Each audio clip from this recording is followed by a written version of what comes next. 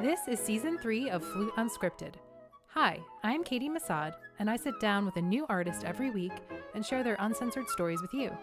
This podcast is brought to you by Flute Center of New York, the marketplace for flutes. Join us, subscribe, rate and review us, and please stay tuned to the end of this episode for a special Flute Center of New York discount code for our podcast listeners.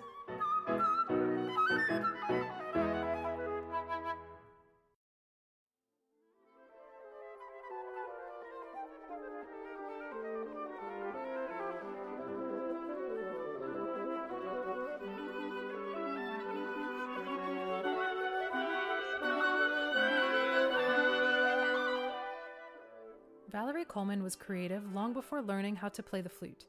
At a young age, she started to write music down and began writing symphonies by the time she was just 11. Since then, Valerie Coleman has established her career as the flutist and resident composer of the wind quintet Imani Winds. The group has toured extensively, released a number of albums, premiered a slew of new works, and were nominated for a Grammy for Best Classical Crossover Album in 2005. Valerie's contribution to chamber music is immeasurable, and her expertise was recognized by the Frost School of Music, where she has accepted a new position as Assistant Professor of Performance, Chamber Music, and Entrepreneurship. Valerie shared with me more about collaboration, composition, and the next phase in her career. Valerie, it's a pleasure to meet you. Thank you for coming on the show. Oh, it's a pleasure to be here, and thanks for thinking of me. Of course. Well, there's a lot going on in your life right now. Congratulations. You have been recently appointed at the Frost School of Music. Yes. Your position is flute and chamber music and entrepreneurship. Yes. Is this a position that was kind of tailor-made for you? Yes, indeed it was. So what happened was I got the call from the dean, and he basically offered the position, and I said, so what exactly does it entail? And he said, anything you'd like. And I'm thinking, okay, this could be really cool. It could go really well, or it could go really wrong. Because when you have a position that doesn't really have shape to it, you have to really work to not only create the job description itself, but also work with others in a way that informs them what is possible. Yeah. So, it's not just me that needs that kind of structure, but everybody else that's working with me as well. Sure. And what do you hope to offer with this title? Oh, I love chamber music. Obviously, Imani Winds. And, there's a lot to offer, but there's also a lot going on at the University of Miami Frost School. It seems that chamber music could use a little more TLC. It's going great there as it is, as it stands. But, I think that I have something to add to the whole fiber and the culture there. To create a culture of chamber music is what my goal is there. Okay. And with the entrepreneurship kind of tag too, is that maybe a look to give young people tools? I mean, now it seems like these programs can be really heavily saturated with lots of talented young musicians. And on the other side, when you're out, it kind of feels like there's limited opportunities because there aren't so many talented people. Yeah, that's right. That's right. And having the wherewithal of how to structure your career, to be able to plan in advance, to be able to know how to network. All of those things is something that I really, I am passionate about. And I love to see these students when they go off and take the initiative and become entrepreneurs. It's the best. Well, and you've done that yourself. I mean, all of your hard work and innovative thinking, you came up with Imani Winds in 1997, right? Yeah. And you kind of took that off the ground. Where did you get the idea from, and what did it take for you to actually get the group, successful and get the bookings and really make it into its own thing? Well, the group started, the name came before the group.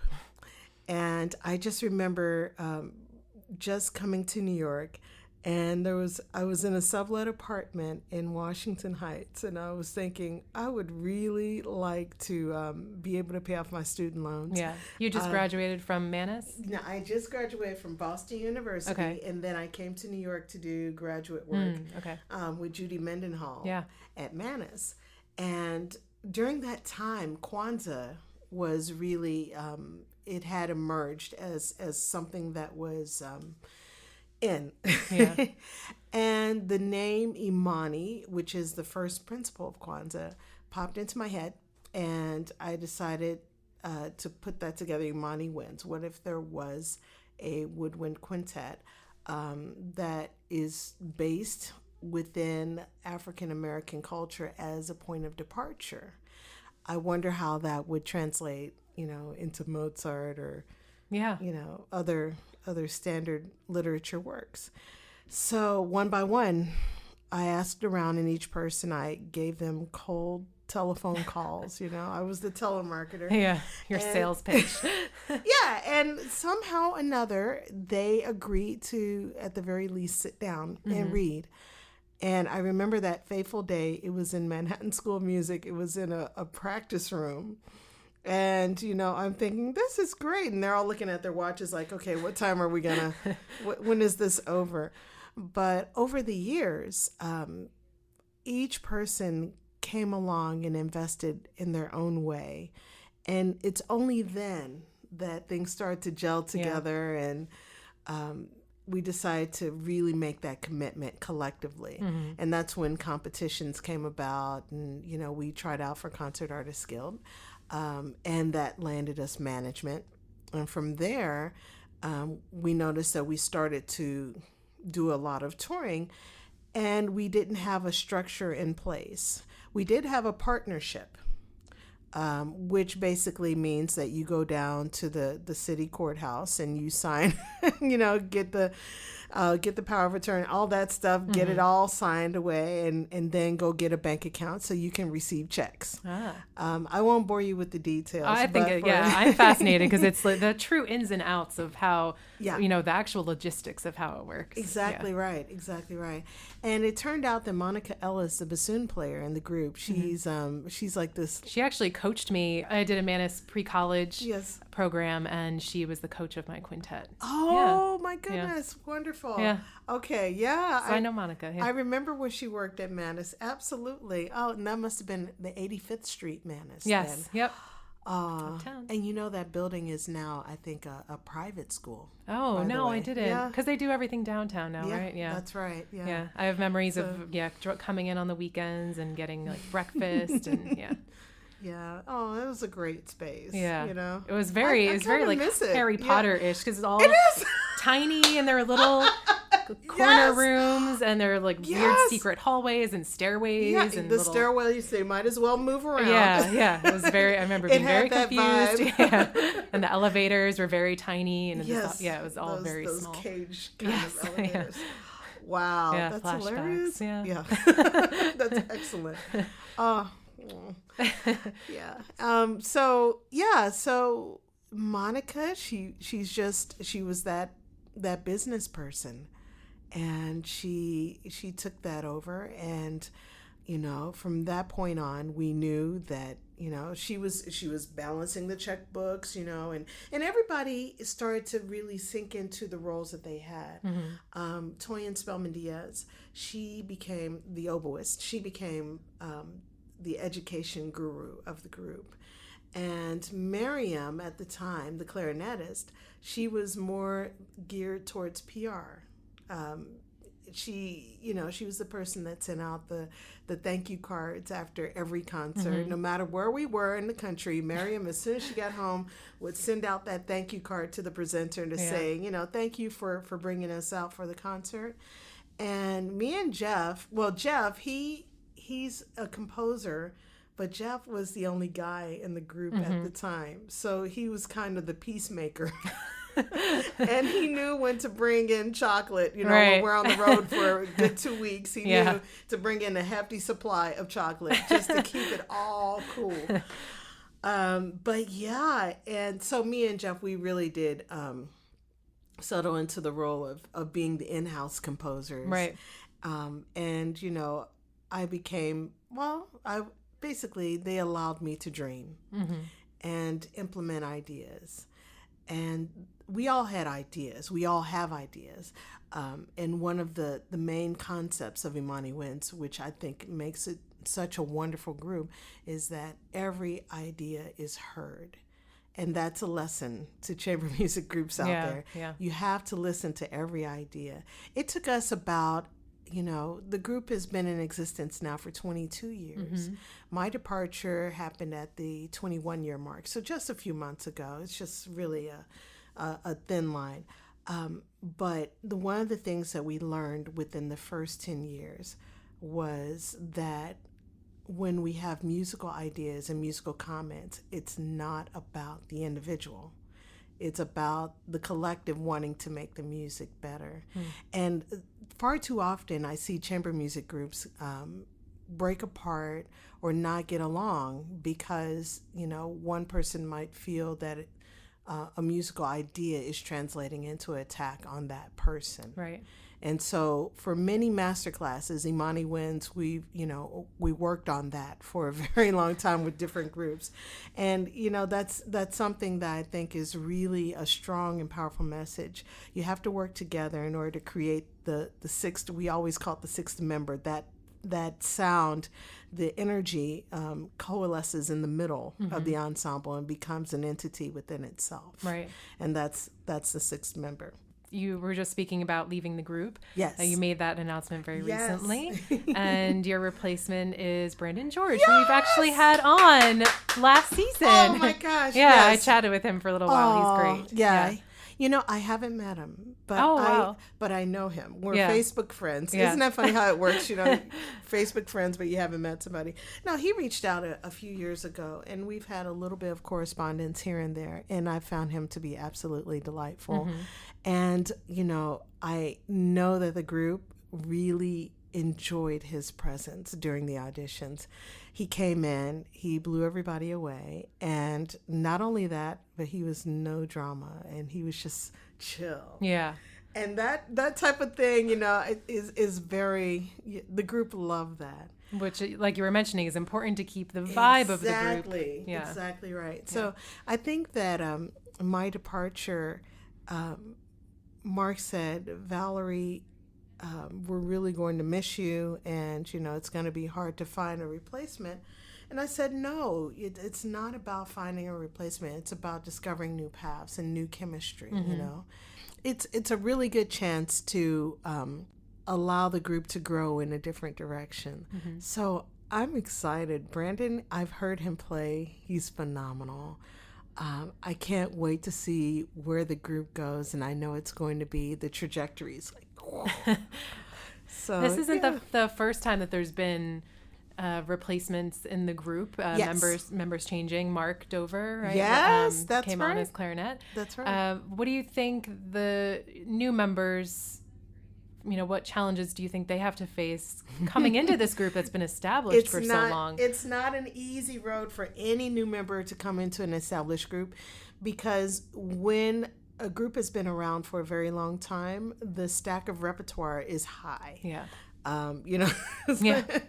So Brandon, but he's up to the task, mm-hmm. There's a whole lot of repertoire that he's going to have to learn, and learn quickly. And not only just learn quickly, but also get used to the feeling of improvisation and playing different styles of music. Part of the audition process is to ascertain whether or not a person can do that quickly, and if there's a vibe there. And so clearly he had that vibe. So I don't think it should be a problem. Right. But I do remember, Mark, for the very first 2 years of him being in the group, he was like, guys, come on, another piece. And, it's still the honeymoon phase. Right, so he's trying to be cool about it. Right. He doesn't want to let people know that, all these new pieces that we're just bringing up on the, at the drop of the dime are stressing him the hell out. So he wants to be cool about, but yeah, Mark being in the group was such a blessing, because Mark has this amazing sense of humor, and he's a beast on clarinet. He just knows how to play any style of music. He just brings it to the table, and we're just, our hair is flying from all the sound coming at us. You guys didn't, in Blogland, did not see that visual. Her hair is blowing fiercely away from her face. I can do that on command. Just snap my fingers and I have instant wind. Diana Ross style. Right. So I think that Brandon, he has his work cut out for him, but he has an ally in Mark. And everybody's going to be rooting for him. Yeah. He seems to be just a really, a quick study. Mm-hmm. So it'll be great. I'm trying to get him to come down to Miami. Fingers crossed. Yeah, that would be great.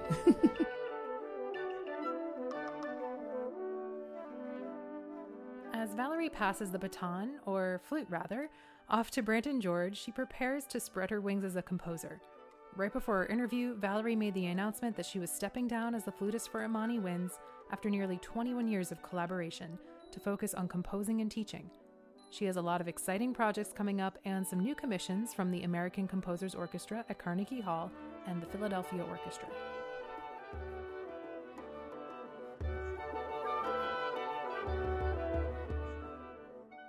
What ultimately led to the decision for you to step down? I'll say it like this. To everything, and I don't want to sound cliche in saying this, but to everything there is a season. Mm-hmm. And it was just time. Yeah. 21 years. It's time. Yeah. And also there were a lot of opportunities within composing and solo recitals and things like that were coming my way that I knew that I had to make a choice. Yeah. And I'm so glad that the group, was very understanding, and we're in this place. As a matter of fact, coming up is a commission that for American Composers Orchestra, a concerto for wind quintet and orchestra. So they're playing it. And I'm thrilled that we have, that we can work together in this different incarnation. And yeah. Is this the Phenomenal Woman project? Yes, okay, great. It is, yeah. And we're texting every other day, just like these long rows of texts, just back and forth. Like, Are you going to still continue to compose for the group? I hope so. Yeah. It's a part of the plan, and they are definitely open to it. I think I'm getting my feet right now with composing. There's a lot of things that are happening. Philadelphia Orchestra, Orpheus Chamber Orchestra. Wow. My musical ear has to shift now to writing orchestral music. Right. So that challenge, is very, very, very exciting. And Imani Winds is home. It's family. It's what I've always known. So I know it's going to always be there. Yeah. I'm excited it is. I'm excited too to hear about this concert and to listen. It sounds, you nervous? I think it sounds intriguing, and I'm excited to see something being programmed that seems relevant to our time. I mean, you have named the movements after relevant women and people that we all know, and I think that's really cool. And do you think that that's something that's maybe missing, is a lot of things that are being programmed maybe are not relevant or dealing with issues that are specific to what we're going through at this very moment? You use a lot of political and social themes in your composing. Well, I tell you what, there is a faction of the old guard that, will always adhere to the Beethoven cycles, the string quartets, or, just that those traditionalists, those venues, and that should always be, I'm a firm believer in celebrating what has come before. Yeah.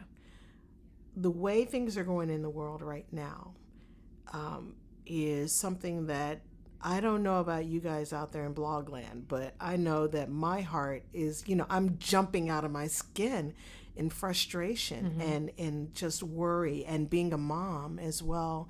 I'm thinking, oh my gosh, this is the world I'm bringing my daughter up in. And so when you see all these things happening around you as an artist, it's a different kind of fuel. I always look at New York City, walking around it. I love it so much because it charges me in a beautiful way. But current events, they're charging the angst and that needs release. Yeah. And it's not just for me, but it's for artists all around. And when artists en masse start to write or about different topics that address humanity, that address morality, that address things, the darkest nature to the lightest nature of things, that creates a wave that basically presenters have no choice but to follow that. Because what nourishes the artist will nourish the audiences as well. So yeah, that's my story. I'm sticking to it. You've also been named one of the top 25? 35. 35. Ain't nothing that fancy. 25. Yeah. Washington Post named you one of the top 35 female composers in classical music. It is quite an honor. I'd be happy to be one of the top 500. Yeah. Or the top 1,000. Well, Anne Midgett, she is a well-known critic of the Washington Post, and her blogs, her articles, her reviews, I've enjoyed them for many, many years. So I remember seeing that listing. I saw it on Facebook, and I was sitting in the living room, and it was just when I dropped Lisa off to school. You know, that's the time where you could just sit back and go, where's my tea? Where's my coffee? Just like chill for like 10 minutes before you start to get to work. And I just remember sitting back in the chair, my face just completely blanched. You know, like what just happened? So no one alerted you? You read it reading through the article? No, somebody did alert me. I can't remember who it was. And it came through a message on Facebook. And like, so check this out. Yeah. You're on this list. Yeah. With a lot of really good company, too. Oh, my goodness. Oh, yeah. And there's a lot of great, amazing, impactful composers that did not make the list. Right. So, you know, and I'm glad that she, within that article, made, you know, that kind of acknowledgement. You know, it's going around a lot on Facebook right now. Women composers, you know, the compendium. Yeah. And there's always somebody that's left off. Oh, of course. Yeah. So, but this is of course an honor, and I dare say that it's made just the listing itself made a deep impact in my career quickly. Yeah. And is that how we kind of create more opportunities for one another, by women supporting women? That's right. Yeah. That's right. And also allies supporting women as well. Yes. And I automatically think about Derek Vermel, who is the musical director of ACO.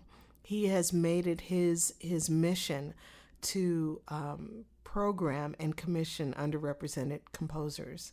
So yeah, I look at him and I'm thinking, yeah, you get it. Yeah, that's right on. Yep. And there's folks out there that are really starting to do that, and I'm glad that there's a wave happening, and let that wave continue. I know. It seems like it's an exciting time, and I hope it keeps going. Yeah. We were chatting a little bit about how I've known Imani Winds, and I was introduced to them and through Monica. I think when I first heard of you guys, it was through my own development and learning about chamber music and looking for recordings and trying to find things that I thought, again, were relevant and things that were modern, even of classic standard pieces. Sure. And also getting a variety of repertoire. And you guys were always the go-to. It's like, oh, you need to hear a good recording of whatever? Yay! Go to Imani Winds. And they will remain the go-to. Yes, yeah. Woohoo! You guys, I think, have kind of shaped chamber music in that way. And I think it's it's funny to me how you've talked about branching out and making this shift in your career now and leaving what feels comfortable and secure. And for you, that is chamber music. And for, for anybody else that might seem like, really, chamber music is the secure path? That's where I'm rooted. That's what's hard to break away from. You're right. Oh my goodness. I didn't think about that. But in today's day and age, chamber music is more secure as a path than even pursuing an orchestral route. Yeah. Not unless you are just this amazing Damari McGill that just can get into any symphony orchestra that he tries out for.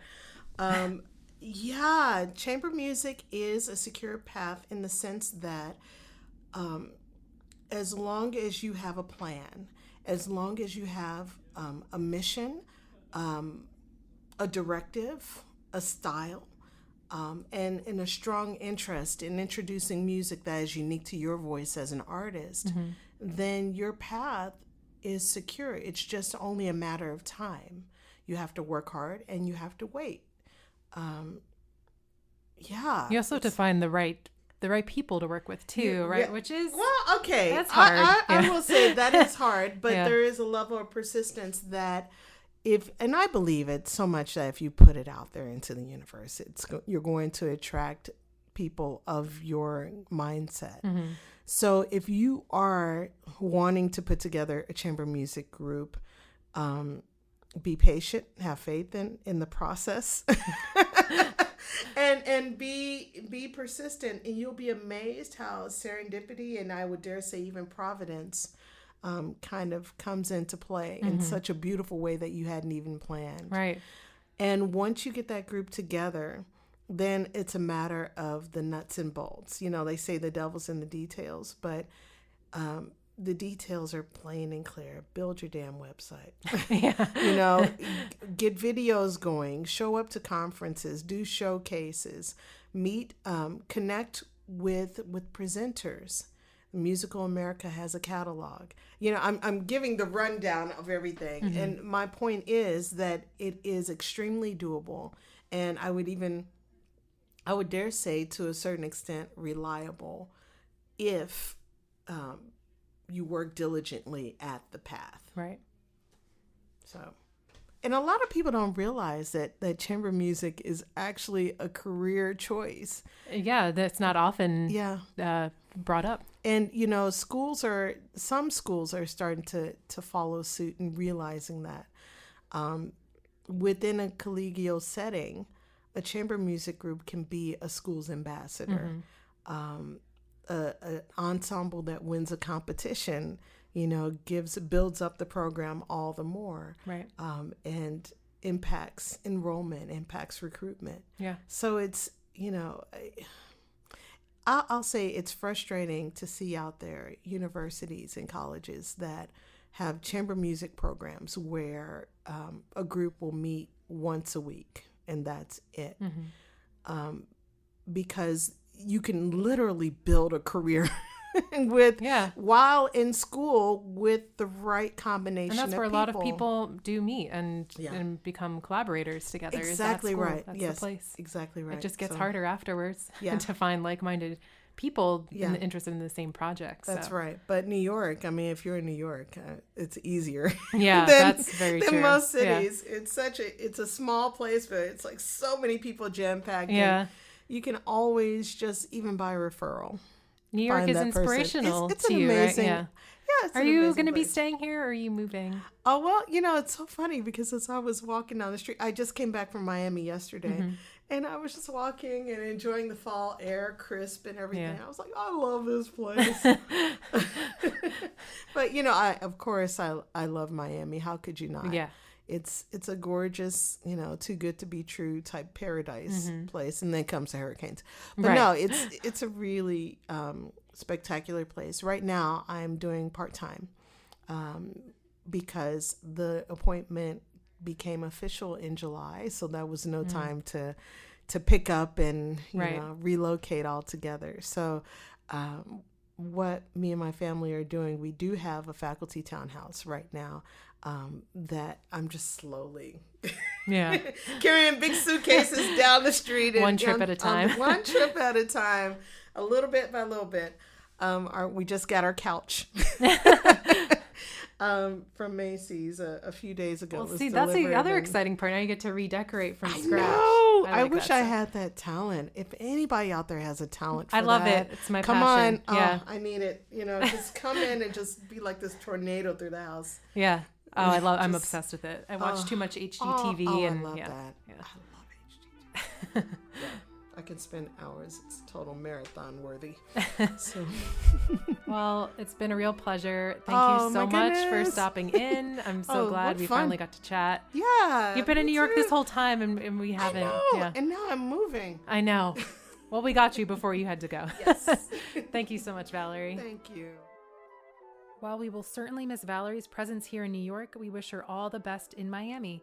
I can't wait to see how she shapes the next generation of young flutists through her new position, and I'm eager to hear what new compositions she creates next.